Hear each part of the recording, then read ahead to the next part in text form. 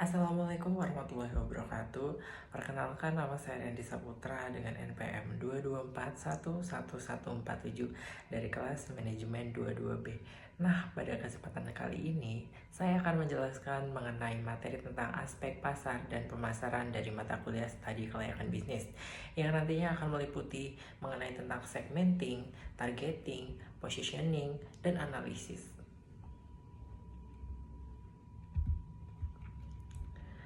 Nah, dalam menganalisis bisnis, pertama-tama sebuah bisnis harus melakukan riset pasar terlebih dahulu. Hal ini bertujuan apakah produk yang dijual bisa mendapatkan customer yang memang membutuhkan produk atau jasanya. Nah, sehingga langkah pertama yang harus dilakukan adalah menganalisa aspek pasar berupa analisa segmenting, targeting, dan positioning. Nah, berikut ini adalah beberapa penjelasan dan langkah-langkah melakukan analisis STP. Nah, banyak sekali orang yang berpikir siapa saja sih yang dapat menjadi pelanggannya, apakah dari beragam jenis orang dapat menjadi pelanggan dari produk atau jasa yang kita miliki. Nah, kita harus memiliki spesifikasi pasar yang kita pilih. Yang pertama ada pegawai kantoran atau mahasiswa.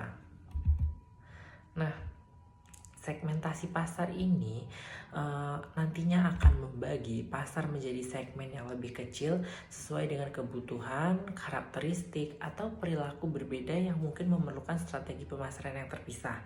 Nah, sedangkan segmen pasar ini terdiri dari sekelompok pelanggan yang nantinya memiliki sekumpulan kebutuhan dan keinginan yang serupa. Nah, segmentasi pasar konsumen ini terbagi menjadi 4 bagian. Yang pertama ada geografi segmentation, demografi segmentation, psikografi segmentation, dan behavior segmentation. Nah, sebagai seorang marketer, kita dapat menentukan segmentasi dari pasar berdasarkan salah satu faktor tersebut. Nah, biasanya marketer mensegmentasikan pasarnya berdasarkan umur, gender, pekerjaan, penghasilan, personality, ataupun gaya hidup mereka. Nah, ini ada segmentasi berdasarkan perilaku daripada konsumen. Yang pertama ada shopping behavior. Nah, di bagian shopping behavior ini ada beberapa tipikal konsumen market. Yang pertama ada type of store, shopping frequency, timing of purchase.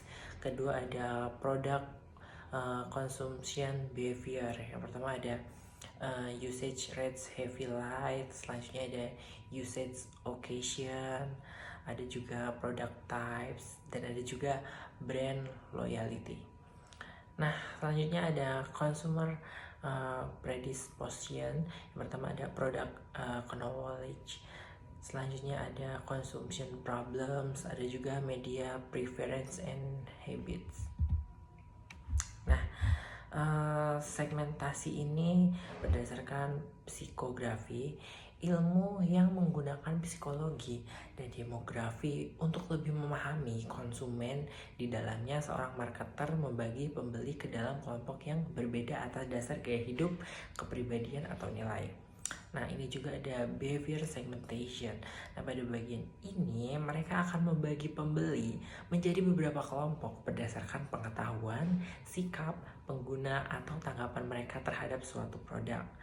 Nah, ini juga ada variabel perilaku. Nah, pada bagian ini mereka akan melakukan kesempatan, manfaat, status pengguna, tingkat penggunaan, status loyalitas, tahap kesiapan pembeli, dan sikap atau attitude. Nah, ini ada contoh daripada segmentasi. Nah, ini ada segmentasi perempuan di Indonesia, egocentrik. Nah,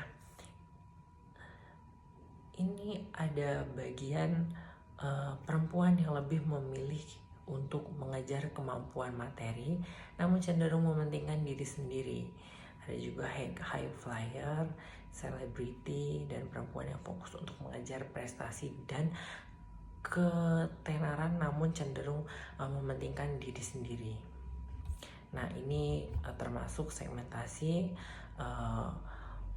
wanita tertier. Nah, ini ada beberapa segmen pasar yang efektif. Nah, yang pertama ada terukur. Nah, pada bagian ini, ukuran daya beli dan profil segmen dapat diukur. Yang kedua ada dapat diakses. Nah, pada bagian ini, segmen pasar nantinya dapat dijangkau dan dilayani secara efektif. Yang ketiga ada substansial. Nah, pada bagian ini, segmen pasar besar atau cukup menguntungkan untuk dilayani.